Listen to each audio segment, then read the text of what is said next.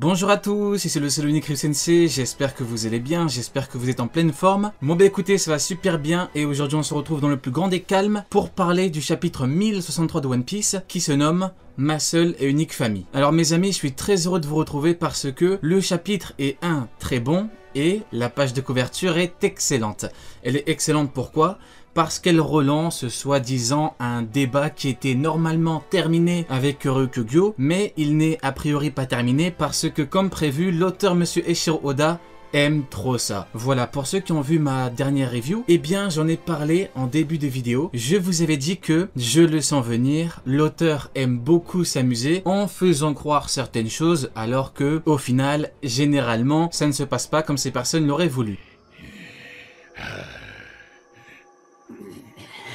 Au niveau de l'équipage de Barbe Noire, eh bien comme prévu, il chasse les meilleurs fruits et il mange les meilleurs fruits. Donc on a Doku qui est le fruit de la maladie, on a Vanogur avec le fruit de la téléportation et Burgess avec le fruit de la force. Pour ceux qui n'ont pas vu ma dernière théorie sur Barbe Noire, eh bien selon moi, il y a de grandes chances pour que l'équipage de Barbe Noire, chaque membre important, récupère un jour les pouvoirs de deux fruits. Ça peut paraître choquant, mais si vous êtes intéressé, elle est en ligne. On a des fruits qui sont intéressants, mais on est un peu dans des fruits utiles. Des fruits de type utile et pas des fruits de type offensif qui octroient un gros boost en termes de niveau. La téléportation est réellement un fruit utile. Comme pour Devon qui peut se changer en qui elle veut. On a un fruit utile mais qui n'octroie pas un niveau supplémentaire. Pour Doku, on a un fruit un petit peu offensif, le fruit de la maladie, mais en termes de combat, si l'équipage de Barbe Noire vise réellement à devenir un équipage de Yonko plus, eh bien le fruit est certes intéressant, mais c'est pas non plus quelque chose d'incroyable au niveau offensif. Alors par contre, attention, le fruit est intéressant, je le dis et je le répète, mais c'est juste que pour un homme, pour un pirate qui est censé devenir un vice-commandant plus, ce n'est pas suffisant. Pour Burgess, pareil, on a un fruit qui est très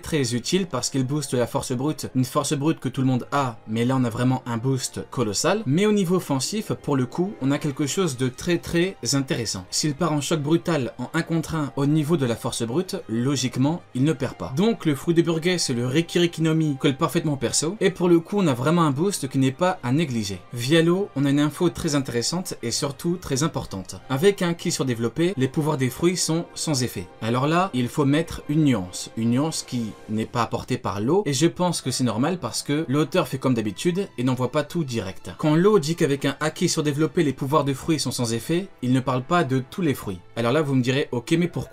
Eh bien parce que dans l'œuvre, on a beaucoup d'exemples où même avec de très bons acquis, ça n'a pas fonctionné. Prenons par exemple Sugar qui change en jouet. Elle a changé beaucoup de monde avec de très bons acquis, avec des acquis qui sont même bien supérieurs aux acquis de Sugar, et pourtant ça n'a rien fait. Autre chose, quand Aokiji te touche et qu'il te gèle jusqu'à l'os, eh bien ça ne change rien. Pourquoi ? Parce que tu es gelé jusqu'à l'os. La différence entre Jose et Doflamingo au niveau du gelage, c'est que Jose a été touché, alors que pour Doflamingo, il n'a pas été touché. Donc, il n'a pas été gelé jusqu'à l'os. Au niveau de la page de couverture, a priori, Cracker ne se libère pas, alors que Doflamingo, qui a factuellement un haki inférieur à Cracker, s'est libéré. Pourquoi ? Parce que le gelage est différent. Pourquoi est-il différent ? Parce que les intentions de Kuzan sont différentes. Dans le cas de Jose, il a tout fait pour le geler jusqu'à l'os pour qu'il soit fini. Pour le cas de Cracker, a priori, c'est pareil. Alors que pour le cas de Doflamingo, eh bien on a juste un coup de pression. Donc les mots de l'eau sont à voir avec nuance. Au niveau de Barbe Noire, malheureusement, on a pour le coup un faux suspense. Trafalgar Law a dû être aidé de Kid pour battre Big Mom. À 2 contre 1, ils ont battu Big Mom, donc un Yonko. Barbe Noire est un Yonko comme Big Mom, et lui a 2 fruits dont un qui permet d'annuler les pouvoirs de fruits. Il les annule et t'attire tranquillement. Donc en fait, malheureusement pour l'eau, on n'a pas vraiment de vrai suspense. Alors bien évidemment, dans l'absolu, eh bien l'eau pourrait sortir un truc de son chapeau. Il pourrait faire un truc de malade mental et pourrait s'en sortir. Mais en termes de niveau, on a vraiment quelque chose d'autre. Barbe Noire représente un niveau que l'eau n'a pas du tout atteint. Pour l'eau, on parle au grand maximum d'un niveau second Yonko. Le niveau intermédiaire, eh bien on ne peut pas réellement en parler parce que le niveau intermédiaire est le niveau de Rayleigh Vieux. Le niveau de Rayleigh Vieux qui fait dire à un amiral qu'il ne peut pas le vaincre. Donc, soit on se dit que Kizaru, donc un amiral, peut dire à l'eau qu'il ne peut pas le vaincre, soit on se dit que l'eau a au grand maximum un niveau de second Yonko. Si vraiment l'auteur veut le mettre au-dessus de Zoro, eh bien on aura un lot qui serait un tout petit peu au-dessus de Zoro. Mais bien au-dessus, c'est très compliqué. Il a battu Big Mom avec Kid à 2 contre 1. Maintenant, le problème c'est que l'eau a des copies de Road Poneglyph et que Barbe Noire les veut. Donc, soit l'eau parvient à s'échapper in extremis, soit Barbe Noire le bat et Barbe Noire récupère les rôdes et le fruit de l'eau. Au niveau des rôdes poneglyphes, on va être honnête, le fait que Barbe Noire les récupère, c'est pas non plus quelque chose de surprenant. C'est pas une grosse surprise. Barbe Noire est censée au moins en récupérer d'une façon ou d'une autre. Par contre, le fruit de l'eau est un fruit qui coûte 5 milliards et pour cause, il permet en échange d'un sacrifice d'attribuer la jeunesse éternelle à quelqu'un. Donc, on a deux options, soit Barbe Noire vole son fruit, soit il dit à l'autre de se sacrifier et en échange, il laisse ses hommes en vie. Dans tous les cas, l'avenir de l'eau est vraiment très sombre.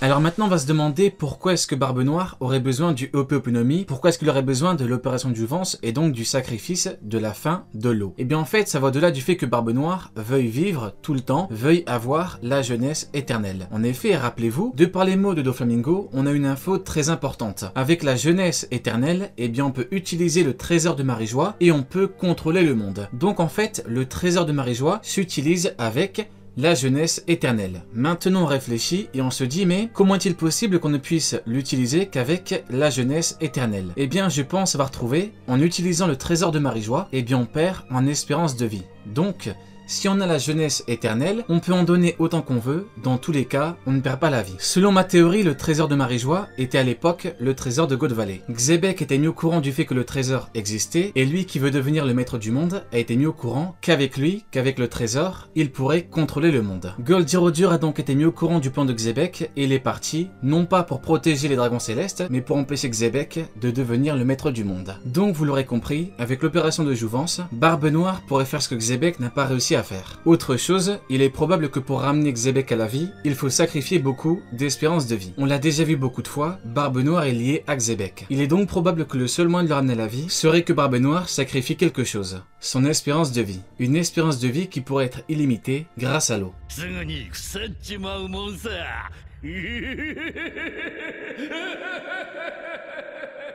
Le fait que Barbe Noire puisse mettre la main sur le trésor de Marie-Joie pourrait faire de lui un être tout bonnement exceptionnel à tous les niveaux. Imaginons qu'avec le trésor de Marie-Joie, il puisse détruire n'importe quoi et surtout n'importe qui. Tout l'intérêt serait donc que sur Terre, il n'y ait qu'un homme, qu'un pirate qui puisse en venir à bout. Monkey D. Luffy. Avec Barbe Noire, on aura un Yonko qui a surpassé le stade de Yonko. En termes de niveau de puissance, on aurait quelque chose d'incroyable qui pousserait Luffy à se surpasser encore plus qu'avec Kaido. Alors bien évidemment, la problématique Xebec est là, elle restera là, mais si on ne parle que de Barbe Noire, actuellement, il ne dégage pas quelque chose qui pourrait nous faire dire qu'il a atteint un niveau qui surpasse le niveau des empereurs. Et comme Luffy a battu Kaido, le roi des bêtes, un pirate très impressionnant, un pirate des plus légendaires, par rapport à Teach, ça pose problème. Un problème qui pourrait être résolu si Barbe Noire met la main sur le trésor de Marie-Joie.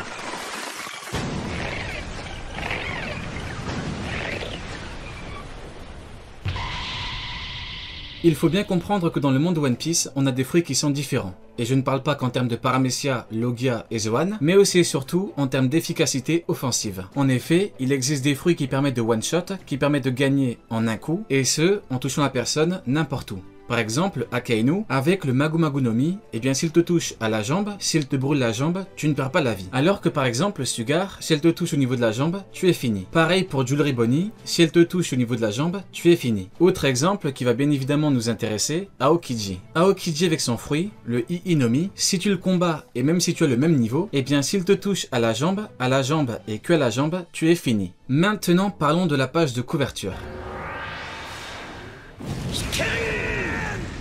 On avait pris l'exemple très récent de Ryukugyo qui, rappelez-vous, avait débarqué tranquillement à Wano Kuni, avait achevé King et Queen enfermés à Udon, enfermés parce que, encore une fois, on a plein de preuves avec Babanuki contrôlé par Tama, qui contrôlait la prison, et entre autres le fait que des alliés de King et Queen étaient enfermés en cellules, derrière des barreaux. Donc bref, l'auteur avait tranquillement fait croire à beaucoup de gens que Ryukugyo était capable de vaincre King et Queen, donc deux calamités de Kaido, deux calamités qu'il a choisies personnellement, très facilement, voilà, en buvant, en parlant. Ryukugyo était a priori le goth de l'œuvre. En termes de puissance, on avait vraiment quelqu'un d'extraordinaire, hein, parce que, il faut dire les termes, Big Mom a perdu contre Kidelo. Donc là, si on partait du principe que Ryukugyo pouvait battre King et Queen très facilement du coup, eh bien Ryukugyo aurait un niveau Yonko plus, hein, on ne parle même pas d'un niveau Yonko, sauf que bien évidemment, l'auteur, on se rappelle, avait même fait un mois de pause entier, un mois, ce qui est vraiment énorme, en nous laissant sur le suspense avec Ryukugyo. l'auteur a vraiment joué, il s'est amusé, il a un petit peu, disons les termes, trollé pas mal de monde, avec, dans le chapitre d'après, Ryukugyo qui galère à passer des samouraïs, et Ryukugyo qui s'est fait un petit peu allumer par Momo, il lui a carrément dit d'arrêter, on parle d'un amiral de la marine, qui a dit arrête, arrête. Comble de l'humiliation, on avait Momo qui a dit à Yamato de ne pas combattre. Et pour finir, on a eu une humiliation totale de Monsieur Shanks qui a débarqué et qui l'a humilié en Bluetooth. Donc l'auteur avait mis un terme à un débat. Amiro contre Yonko. Un Yonko écrase bien évidemment un amiral. Et au niveau du débat amiral contre commandant, normalement quand on s'intéresse au sujet, eh bien on doit parler forcément de l'équilibre du monde. Et en fonction de l'équilibre du monde, eh bien un amiral ne pouvait pas être bien supérieur à un commandant. Maintenant que ça s'est dit, eh bien dans la page de couverture, on voit Cracker qui est gelé. Donc là forcément, on pense à Aokiji et on se dit que Aokiji a tout simplement gelé Cracker, donc un troisième commandant. Sauf que le problème, c'est que bien évidemment, l'auteur s'amuse énormément. On n'a pas de combat, on n'a pas de contexte, on n'a pas de début, on n'a pas de milieu. On ne sait même pas si c'est bel et bien Aokiji qui l'a gelé. Rendez-vous compte du troll. Rendez-vous compte de la chose. On n'est même pas sûr que Aokiji a gelé Cracker. On n'a aucune certitude. Autre chose, l'auteur pousse le vice un petit peu loin parce que il avait montré Cracker avec des bandages. Donc, vous vous rappelez, on s'était dit que quand même, il a perdu il y a longtemps, mais il a encore des bandages, donc c'est très étrange. Sauf que non. En fait, il n'y a rien d'étrange parce que l'auteur avait prévu les choses, il avait prévu qu'il allait ramener quelqu'un, et même quelqu'un avec quelqu'un, contre Cracker pour prendre Pudding. Donc l'auteur a vraiment fait les choses très très bien, il a tout ficelé de A à Z pour que l'on croie que Aokiji est en mesure de vaincre Cracker facilement alors qu'on n'a aucun contexte, et le fait de n'avoir aucun contexte, c'est vraiment incroyable. Parce que, par exemple, faisons un jeu, allez hop, Luffy a one-shot Kaido. Voilà, on n'a pas eu de combat avant, Luffy l'a one-shot. Voilà, grosse technique, gros point, il n'y a rien eu avant, il l'a one-shot. Ok, que pensez-vous de ça? Imaginez que maintenant, eh bien je montre ceci, je montre cette technique finale et cette fin de combat à quelqu'un qui n'a pas lu la fin de l'arc Onigashima. Eh bien, que me dirait-elle? Qu'est-ce que cette personne me dirait? Eh bien effectivement, elle me dirait que Luffy a tout simplement détruit Kaido facilement. Or, il y a un contexte, il y a un combat, il y a un avant. Autre exemple, on est dans le thème, on parle d'Aokiji sur Marineford. Allez hop, regardez, j'ose, commandant de Barbe Blanche, commandant de Yonko, il l'a gelé. Voilà, on occulte ce qu'on a eu avant, et hop, on montre ça à quelqu'un qui n'a pas lu Marineford, et forcément, cette personne nous dira « Ah, il a, comme diraient nos amis anglophones, l'odif, voilà, il a battu facilement, c'est terminé, un amiral détruit facilement un commandant. » Or, même Aokiji avoue clairement, même lui, il l'avoue clairement, il l'avoue textuellement, Jose était distrait. Et pire encore, il était même choqué. Et par rapport à Katakuri, on a un petit peu l'info vis-à-vis du HDO, vis-à-vis du Haki, qui devient totalement inactif une fois qu'on est choqué. Donc là, c'est la même chose. Et pour Cracker, là où c'est pire, c'est que, imaginons qu'effectivement ce soit Kuzan, eh bien, il n'est pas venu tout seul. Oui, il n'est pas venu tout seul, il est venu avec quelqu'un. Maintenant que ça s'est dit, on va faire un petit peu de pédagogie parce que ça faisait longtemps. Rappelez-vous, avec le chapitre 1053, on avait beaucoup parlé des amiraux, des commandants des Yonko, on avait été très pédagogue et à la fin, l'auteur avait confirmé nos propos. Donc, on va le refaire tranquillement, on est ensemble, on va passer un très très bon moment.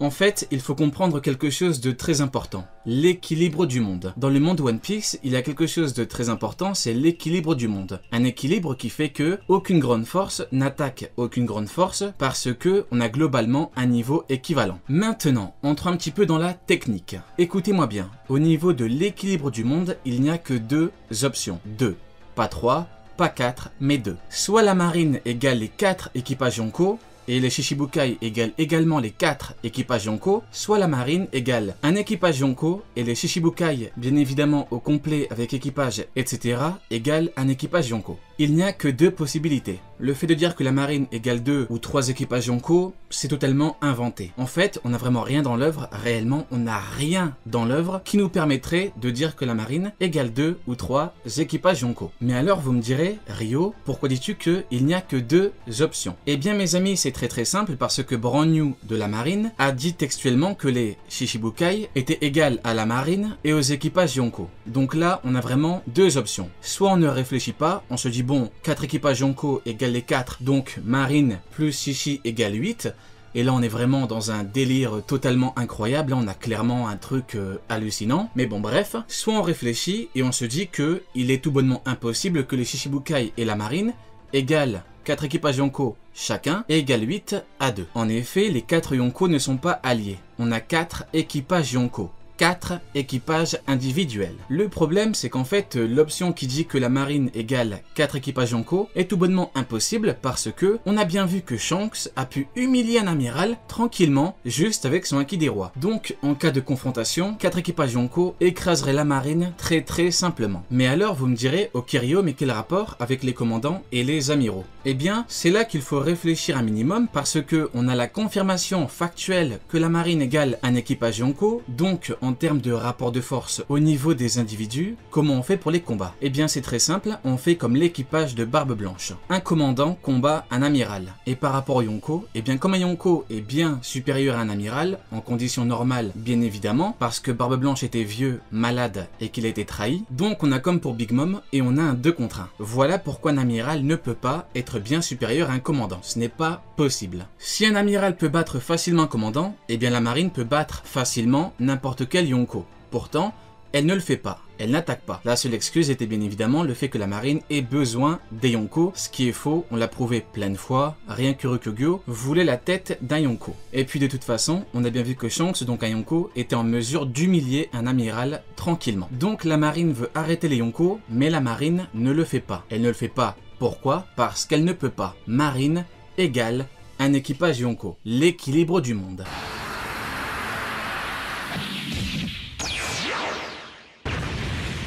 Allons plus loin, les amiraux n'ont pas de niveau intermédiaire. Un niveau intermédiaire, c'est un Rayleigh vieux, donc un homme qui peut dire à un Yonko de partir. Et le Yonko est effectivement parti. Un niveau intermédiaire, c'est un homme qu'un amiral, donc Kizaru, considère comme étant incapable de vaincre. Il a clairement dit que pour l'arrêter, il lui fallait un plan de la marine. Il lui dit clairement qu'il est incapable de le vaincre. Et d'ailleurs, il ne l'a pas arrêté. Pourquoi? Parce qu'il le dit, il en est incapable. Garp a clairement dit que la marine ne peut pas gérer Barbe Blanche et Rayleigh, donc un niveau intermédiaire en même temps. Mais on veut nous faire croire que dans la marine, il y aurait 5 Rayleigh vieux. Mes amis, un petit peu de sérieux. Allons plus loin, on est en 2022, on va dire les termes. Si Aokiji est bel et bien l'homme qui a joué les crackers, alors il a forcément fait, écoutez-moi bien, une prestation d'amiral. Un peu comme Ryukugyo au final. Petite question, quand est-ce qu'un amiral a montré qu'il pouvait réellement être bien supérieur à un commandant dans des conditions normales? Il n'y a pas. Vraiment, il n'y a pas. Des coups par surprise, des menottes, un avantage de fruits avec option sacrifice, plus épuisement d'un combat et enfermement impel down. Bref,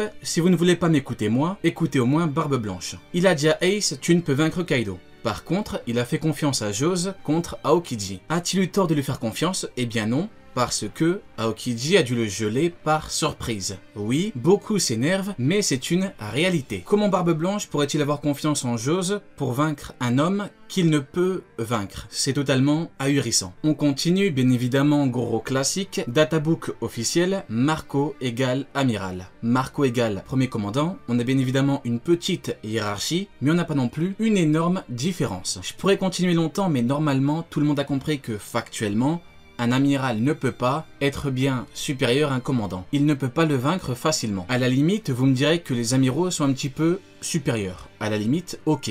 Mais on ne peut pas dire que les amiraux ont des niveaux intermédiaires. Ce n'est pas possible. C'est factuellement impossible. Et factuellement faux. Allez, Diane, tu n'auras pas regardé ma vidéo pour rien.